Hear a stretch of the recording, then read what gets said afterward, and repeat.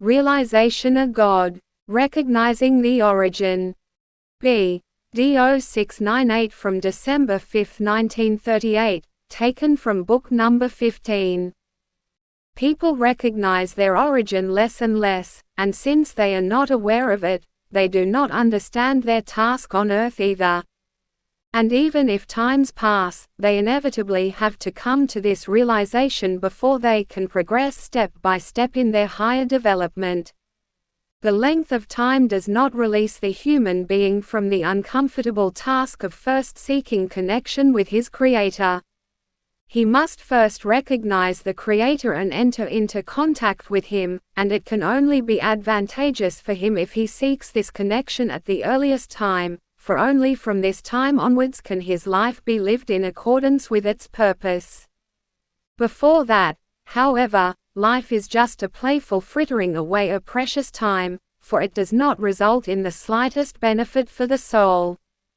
And it will only be a disadvantage if a person lives thoughtlessly and never considers the question of his origin. God has truly given him intellect and the ability to think for nothing if he does not use it in order to achieve spiritual success. Rarely is man granted the favor to be obviously pointed to the state before his embodiment.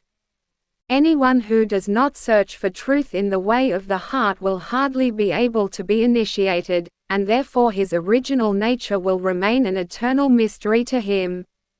He does not make the slightest effort to obtain a satisfactory explanation of it. And so he can either only accept what is offered to him as truth from a spiritually more mature side, or he must remain in a dark, unexplained state until he finally recognizes his actual origin after a long, unused time on earth. And the more he himself is moved by this question, the sooner he will do so.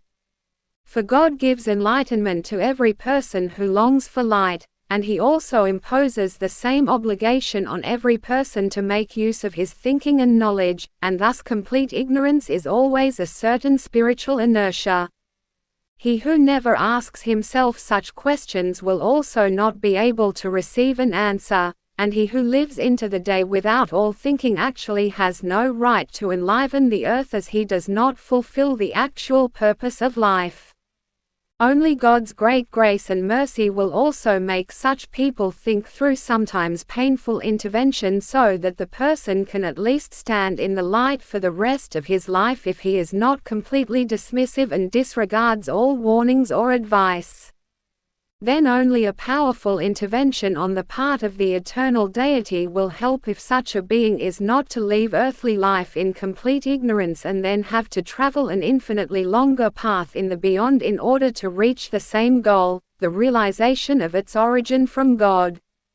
This is inevitably the first necessity. This is the first possibility of ascent. Only then can there be talk of further development, and only then is it possible to establish the right relationship with the Creator and Eternal Father, without which the stage of perfection can never be reached. Amen.